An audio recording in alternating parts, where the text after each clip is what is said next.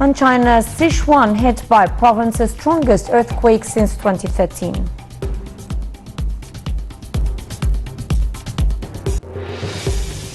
Welcome back. The details with me, Hala Al-Hamalawi. President Abdel Fattah al-Sisi on Monday instructed that all possible means of support to be provided to the Sudanese people to help them cope with the floods crisis that hit several areas in neighboring Sudan. In line with these instructions, a land corridor was established to convoy foodstuff, medicine, humanitarian and medical aid to the Sudanese people using a total of 90 shipping trucks. The convoy is part of a land bridge that will remain open to alleviate the suffering of the Sudanese people in appreciation and respect of the deep and distinguished Egyptian-Sudanese ties. The fifth meeting of the National Dialogue's Board of Trustees will be held on Monday at the National Training Academy. Public Coordinator of the National Dialogue, Diar Ashwan, said today's session will prepare files and topics to be discussed at the upcoming sessions of the National Dialogue and will fix the dates of these sessions. Monday's meeting will also approve rapporteurs and assistant rapporteurs for the 3 political, economic and social aspects to be covered in the National Dialogue and for 15 branch committees of the Dialogue. Foreign Minister Sameh Shoukry on Monday reviewed a vision of the Egyptian presidency of the upcoming COP27 conference for consolidating international climate work. Meeting with visiting head of the COP15 conference for combating desertification, Alan Richard Danwahi, the designate president of the COP27 stressed the importance of coordinating UN agreements on climate change, desertification and biological diversity. Shoukry congratulated Côte d'Ivoire for the successful hosting of the COP15 in Abidjan in May and welcomed the resultant appeal, saying that desertification is one of the pressing repercussions of climate change. Egypt welcomed appointing Abdullah Batili as the UN Special Envoy for Libya and Chief of UN Supporting Mission to Libya. In a Foreign Ministry statement, Egypt expressed its hope that the new Special Envoy can achieve a leap in ending challenges facing Libya. Egypt also reiterated its support for UN efforts to reach a political settlement that ends the crisis until reaching presidential and parliamentary elections as soon as possible and withdrawal of all foreign forces and foreign mercenaries and militias.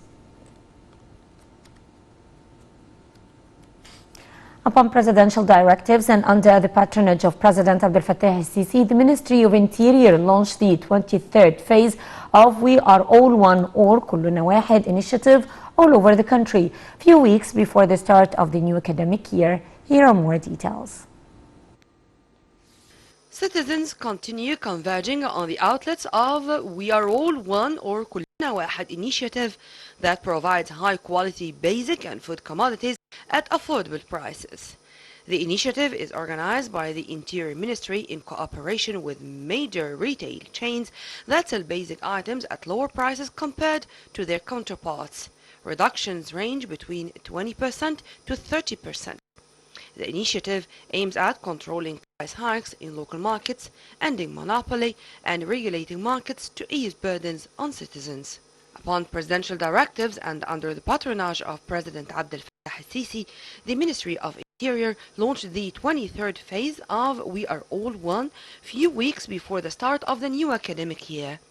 This came in light of the political leadership directives to take the necessary measures to boost the social protection system in continuation of the Interior Ministry's strategy to maintain its social role.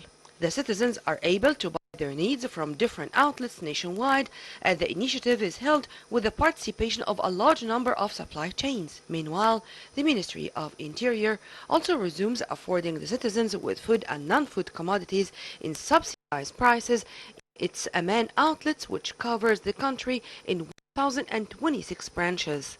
Commodities were made available at 25 to 60% of their original prices compared with other markets where the initiative is not applied. Besides foodstuffs, the initiative also provides durable goods, electrical sets, household items, cloths, furnishings, lighting supplies and medicals to protect against coronavirus at reduced prices. Minister of Defense General Mohammed Zaki witnessed a ceremony of honoring a number of armed forces players and technical teams who made achievements in the field of sports on local and international levels during the training year 2021-2022. The ceremony was attended by Minister of Youth and Sports Ashraf Subhi and Chief of Staff Lieutenant General Osama Askar. Palestinian officials said that Israeli forces shot and killed a 19-year-old boy in the occupied West Bank in clashes that broke out early on Monday during an Israeli arrest raid.